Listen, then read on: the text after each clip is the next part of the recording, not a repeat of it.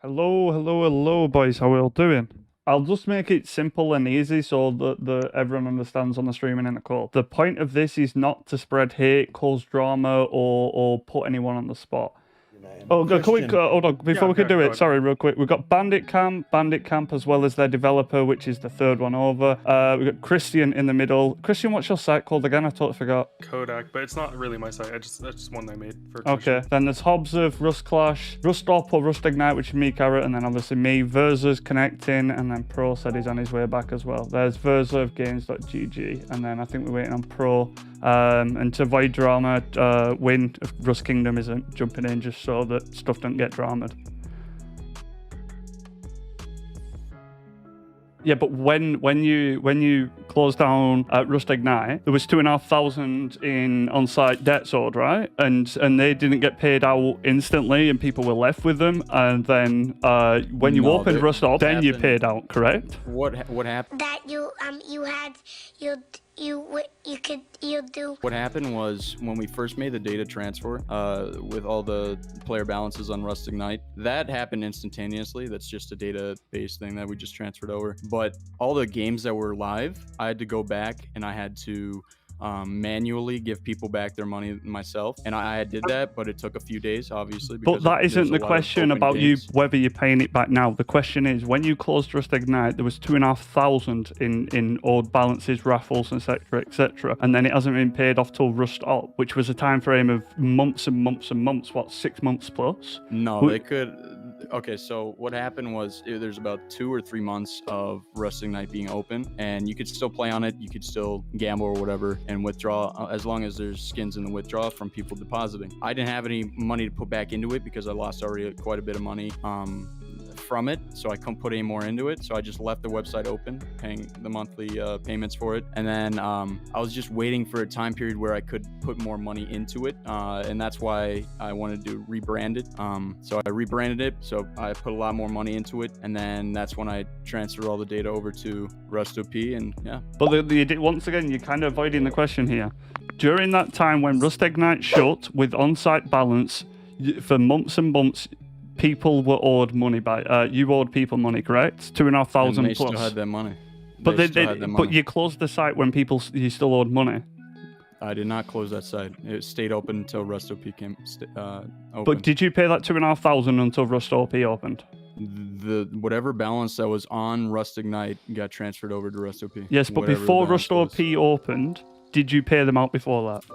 Again, any amount that was on there, they could withdraw. So, but you had nothing in shop though. Yes, because I didn't have anything to put into shop. So therefore, how could they withdraw? From other people depositing. But I swear I remember seeing a thing on your site saying that the site was going into closure, and you made an announcement and even put it on your site. Which site's going into closure? Rust Ignite? Yes, when Rust Ignite was going into closure, I believe you had something in your chat pinned and stuff like that. I can't remember what the exact message said, but I'm sure it's along the lines of, if you don't want to lose your money right now gambling, then just wait. We're probably going to open up or maintenance this website. I wasn't sure what I wanted to do at that point. It wasn't until early February I wanted to do Rust.op and put a lot more money into it. So I was just trying to update the people who had balance still. All right. Big thank you to Skin Cashier for sponsoring today's video. Instantly sell your Rust and CS skins for PayPal, Bitcoin, Ethereum and more. With a Trustpilot score of 4.6, it's safe and trustworthy, and an average of 55 seconds to receive your payments. That's super fast. Don't forget to use code SebKnowsBest at checkout for an extra 6% on your deposits. Is a future for all your sites to be implementing more support for underage gambling and support and verification, etc.? Because it is there. We're all aware it's there. No one actually wants it. And if there were more support and help and advice and stuff like that sites offer, even if it's just something like a section or the fact that you have a support ticket that you can do it, you can give people information and a way to get help. I think it'd be a very good thing. I know some sites have been talking about doing a ban feature for people who've got gambling addiction and stuff like that, and I really think it's something that all sites should be looking at. Yeah, so Banditcamp has had a ban feature for the past 6 months. Longer actually, since launch we've had it. What I Yeah. have a problem with Banditcamp's ban feature is the max you can do is a week. Right, Yeah, well, because we don't want anyone. Yeah, go ahead. Sorry. Yeah, if you want to do longer, like, so we have a lot of complaints every day about people saying, hey, can I remove my ban, please? I want to play. And obviously, we can't remove any bans. So if people want a permanent ban, we can permanent ban them if they contact support. But really, it's Right. not it's a way to take a break. Like, if you're, I don't know, some people get really tilted and they they want to bet with their money, right? And they just want to take a break. So that's really what that feature is for. Right, If they so you wanna- know something. We've also seen So you a lot don't. of You have the this- feature Hold on, one at for a time. taking a break, but you don't have a feature for people who are actual gambling addicts. Because you know, gambling addicts just gonna wait a week and be like, "Fuck yeah, I can get back on, lose their entire fucking mortgage," and then just be like, "Oh, well, whoops." All they have to do is contact us, and the account gets locked forever. Yeah. And we've Okay. had a couple people. Okay. So Might be Bandit, so- you have that. Do you offer support to those that need it? So if someone joined your or contact one of your staff or contacted you saying we need help with gambling addiction, would you be? Would you Absolutely. offer that? We've had multiple tickets where we send the right links to the right people. It's a bit difficult since a lot of people are international, so we don't know what local authority or what body they have to contact, but we do provide links. In the footer, for example, we have Gamble Aware links. But yeah, we do provide that in tickets. Okay. Hobbs, is there any future for Rustclash to be adding support, self bans, etc.? We get probably like 20 tickets a day with people asking to be banned, and we probably get 21 a day with people asking for us to end their ban early. I believe the minimum ban length we offer is like a month, because the only reason, like, if you have to ban yourself, I mean, that's obviously the sign of some form of gambling addiction. I really personally don't believe that you can find treatment for that in really under a month. So we've always offered that. In terms, I really do like Bandit's self-ban feature, and I think they had a really good explanation for why the week is the max that they offer. So I'll definitely consider offering that. In terms of sending resources, all of our mods will always send any resources if anyone reaches out looking for help. All right, it's great to hear. Gains, is it the same with you? Yeah, 100%. So I'm very, very open when it comes to this. So my mate, unfortunately, his dad gambled his house away. So I'm very sensitive on this topic. I've always said to people that created a ticket, you know, they go, I want a self-ban, like I'm addicted, blah, blah, blah. I'm like, how long do you want it for? And they're like, permanent, please. I'm like, all right, you sure? I'm like, yes. So I ban them, blah, blah, blah, blah, blah. A month later, they'll be like, yeah, can I get unbanned? Like, I just wasn't thinking straight. I was just angry. I was like, sorry, but for your protection, you know, I'm not going to unban you. But in order to have one on site, I would like that feature, but at the moment our dev situation is kind of fucking retarded. But yeah, we're definitely gonna look into it. But yeah, for the moment, you know, minimum length is a ban, same like Clash. All right, well, maximum, like, it's good to permanent. see you guys are taking it seriously and actually thinking long term and thinking about stuff like that. Unless there's anything else you guys want, I think we should just open it up to the viewers, see if they've got any open questions that aren't too intrusive or anything stupid, and then we'll wrap it up. I do have Yeah, a I gotta- question, I got actually. down quickly. I have calls I gotta go to. So unless anyone has something immediately for me, I'm gonna head out. How are you guys dealing with underage gamblers? By banning them. Awesome. Well, in that case, On that topic, Hobbs, do you have anything for me before you go? no. Have a good one, Verza. All right, have a good one. Okay, there's the owner of Rustclash. He said what he said to say and you know, got through it pretty easily. Does anyone else want to say anything before we open it up to the viewers? I just think a self-ban feature is I would say it's needed for every Site. Yeah. Yeah. And it's something the that's super- support as well, because do you know what's crazy? Ever since I started Rust Gambling, I've always offered supports for gambling addiction and gambling help in my Discord, and the amount of time my staff will turn to me and go, listen, we usually deal with this, but we've got a guy who's saying that a site was refusing to ban. Like, I will call Rustbet out here as much as I like Pro, and he's a nice guy. The fact that he doesn't have a feature and does not ban people on site is stupid to me, and I really get pissed off when sites turn around and say, we don't have the feature, or we're not planning to, or stuff like that. I've called out Rush Chance in the video, and I'm doing a private one-on-one with him, and he better either add the feature or he's going to get called out even more for it.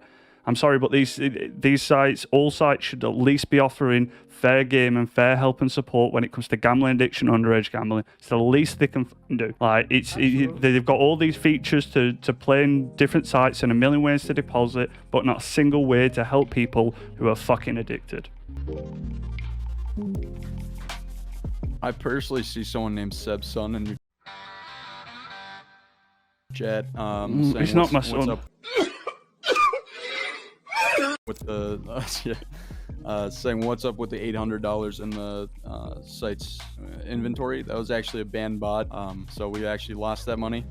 So yeah, that's why it's stuck there for now. I have PTSD from that word. Please don't say that. We had I think 3 of our bots banned. Overall 5.4k lost in only a few days, which is unfortunate, but that's why we had to close down for a little bit. Rustop. I mean, not close it, but kind of put it in idle for now. Blitzinator guy that I can see in your chat is saying, why can't I validate the provably fair? So to validate your provably fair, go click on your profile on the top left, go to game bets, take the game ID, paste it in the provably fair, and then make sure that you've got the select game mode, and it will come up with the random.org hash and the verification seeds and all that. So you can just paste that into your Google tab and bada bing bada boom. Okay. Leje, Banditcamp 25% tax isn't a permanent thing, as we spoke about earlier, but obviously we're here. They don't plan to have that. They plan to have it between 13 and 18 on average, and it was because of exploited skins or price manipulated skin. We fixed that over a month ago. Like that hasn't been a problem. It was a problem for a very short time. I think it was a problem for maybe a week. We got one complaint and we fixed it immediately. We had no idea that it was going on, and as soon as we found out, we fixed it. I want to ask Bandit about their level system. Why the fuck, when I level, don't I get the free case for the free case forever, and I don't get Jesus Christ, chats, man. I only get to open it times you level up. Do you want to? I don't know what that means, but if maybe you do. Okay, so this is an easy question. So how other Rust sites are doing their level crates is what I think is a pretty scummy way, where they'll give like maybe like a 0.1% rake back per day for your daily level case. But on Banditcamp, like our average case tax is, I would say, around 7%, and it's around 4%, and on 20 I think it goes up to 12%. Like the average site, our rake is around, I would say it's around 6%, and our rake back is around 40% of that. So basically, if you want to, let's say you got level 10 on Banditcamp, you'll get, I think it's 19 crates, and those crates are worth around the 40% rake back. You don't get one per day. You just get them all at once. I've got another one for Bandit. What are their thoughts on rewards for high level players? I would like to see some sort of VIP room with perhaps lower tax or lower skin count to avoid shit skin. I mean, we do have a VIP program. Whenever you hit, we usually give VIPs. So if you hit level 100, which I think is around $40,000 wagered on the site, we give them like just a welcome bonus, I guess, which is around $500 in skins in crates, and they just get that for free as soon as they hit level 100. And they do get a lot of extra perks for being a VIP. They get I don't know. We have a lot of perks. It'd be hard for me to name them all. Okay. 500 is probably the biggest one. All right, so you the cases and stuff like that is your biggest one. Someone has been asking what your opinion is on creating a system similar to Rust Moments, one where we spoke about earlier, where the more you wager, the lower it goes. See, I actually saw that. I was actually about to bring that up. That's a really, really good idea that I might have to implement. Obviously, that's a big implement, but if you plan to work on it or you think it's a good idea, just what's your opinions on it? Honestly, See, I think... oh, my bad. Oh, yeah. I mean, yeah, go ahead. It's fine. Oh, okay. So we've always struggled with, taxing and what we should do to limit people. Limit like bots attacking our website, which unfortunately we had with Rustop. Something happened where a bunch of bots were sent, about 2,000. They'd redeem a referral code, and then they'd quickly go to the upgrade to like 60. They'd win, and then the owner of the accounts would just deposit $1, and then he withdrew our whole shop. So we lost about 1.2k or 1.5k there. Unfortunately, it's hard to implement things right away in case of exploits, in case it could be botted. I definitely think there could be more done to help users not feel like they're getting ripped off when they go to withdraw their money, but it's very tedious. I don't know. I can speak that. I can say that for myself, but I don't know how the others feel about that.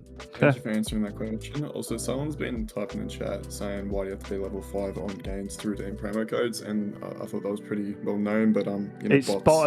Bots. Bots are a thing. Thoughts on YouTubers that promote skin gambling to underage viewers? I don't believe any of you actually, what they're referencing here is Rust YouTubers, such as like, it's come out recently, like a lot of them are working with Rustclash, which we addressed in yesterday's podcast, where they aren't telling people that it's 18 plus in their ad pre-roll. Do you work with any Rust YouTubers at the moment on advertisement? Yeah, we do. We make it pretty clear it's 18 plus, and if something like that did happen, we would have them take down the pre-roll, or we just wouldn't work with them again if they refused. Like, that's pretty. I feel like that's very easy. Yeah. I brought this up to Obs yesterday and said that it was Sinks, I believe, who never said so. He said, go play on the site, and never told anyone it was 18 plus, which is a different audience and thing. And it's same thing with like Coconut B, who's currently advertising slots to his Rust viewer base, which are underage. But yeah. All right, well, thank you all for coming on. I appreciate you being honest and open. If you need anything from me, I'm only a message away. And if you've got anything you think I should be addressing in future podcasts, let me know. Thank you to Skin Cashier, as usual, for sponsoring. !Skin Cashier if you want to check out the best place to sell your Rust skins. Apart from that, I love you. Hope you're all staying safe, and I will see you on the next one.